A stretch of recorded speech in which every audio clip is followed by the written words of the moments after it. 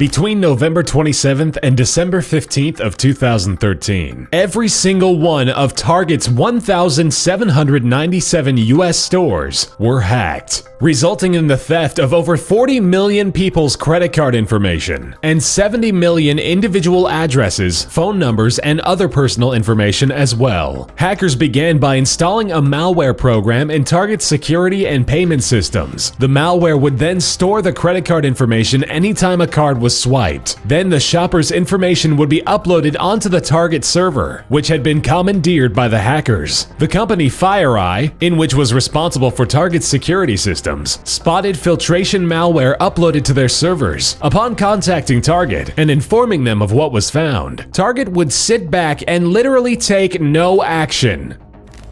In 2011, Sony's PlayStation Network suffered an outage due to external intrusion, in which approximately 77 million accounts were hacked, resulting in the theft of the account's personal data. In an attempt to combat this siege, Sony locked out roughly 93,000 accounts, whose IDs were successfully ascertained during the digital assault. Sony would be subsequently criticized for its lack of security and hesitant action to the evidence they had. Sony had confirmed their systems had detected an unusually high number of failed login attempts. According to spokesman Sean Yoneda on behalf of Sony, the confirmed total cost of the outage to Sony, $171 million. The PlayStation Network was offline for 23 days.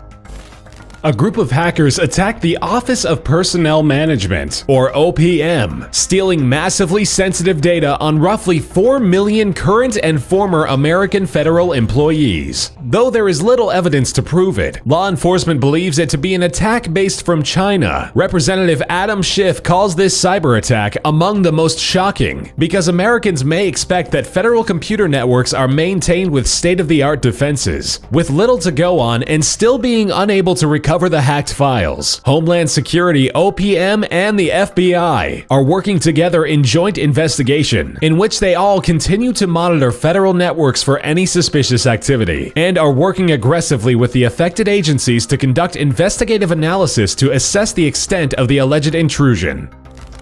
Ashley Madison is just like any other dating site, except for the fact that it's meant for cheating on your spouse and finding affairs. In July 2015, we learned hackers had almost their entire user database hacked, with millions of users, including many considered to be high profile, have now had their personal and private affairs broadcast for any and everyone to see. The group responsible had leaked more than 25 gigabytes worth of data, including in-depth user details, leading to public shaming. Patrons of the website are suing Ashley Madison for a combined total of $151 million due to damage of their home lives. Ironic if you ask us.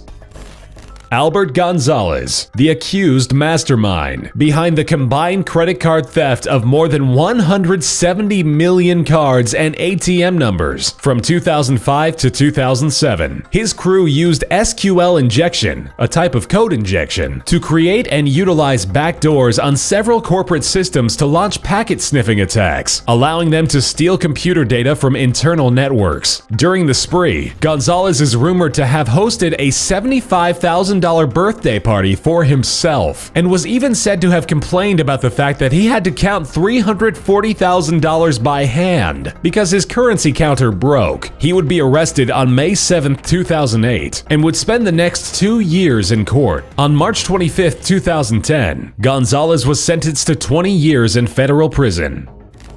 On March 26, 1999, Microsoft became aware of a macro virus on Microsoft Word, dubbed Melissa, that had affected a number of users and companies worldwide. The virus could affect any people who used Word with Outlook 98 or 2000 only. All other systems are not affected. The virus is delivered via email in an attached Word document. The message subject line was "Important message from person," and the body message was along the lines of, "Here is that document you asked for. Don't show anyone else." Upon opening the attached Word document, the macro virus became enabled, allowing it to send copies of the message to the first 50 contacts on that user's email account. the United States and Israel initiated one of the most sophisticated cyber attacks of all time in 2010. Known by the name Stuxnet, the computer worm, which was designed specifically to target Iran's uranium enrichment facilities, the worm disrupted the operations like a smart bomb, attacking Siemens industrial controllers, which operated some of Iran's nuclear power plant centrifuges. It also caused these centrifuges to spin at uneven speeds. Though 58.85% of all affected computers were located in Iran, other countries such as Indonesia, India, Azerbaijan, and the United States were among others affected with the same virus.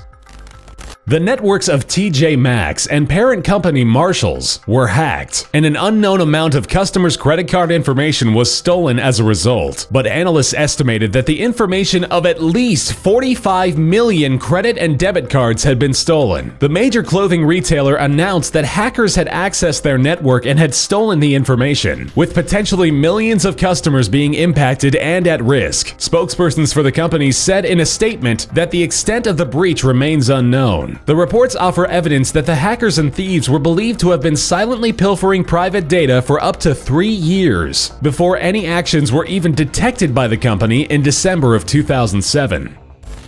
In 2014, a successful attack on Sony Pictures computer systems threw the entire studio into pandemonium. The hijacker's identity and motivation remain unclear, even with evidence surfacing to suggest it originated in North Korea. The hack did not siphon information, steal money, or even seem to profit from the information gathered whatsoever. This hack seemed to be purely to make life hell for Sony Entertainment and its employees. After news of The Interview, a movie about assassinating North Korean leader Kim Jong-un, the cyber terrorists demanded the studio not release the film, or shootings would occur in theaters across the nation. Sony would initially succumb to the demands, but would later release the movie digitally, regardless of the demands.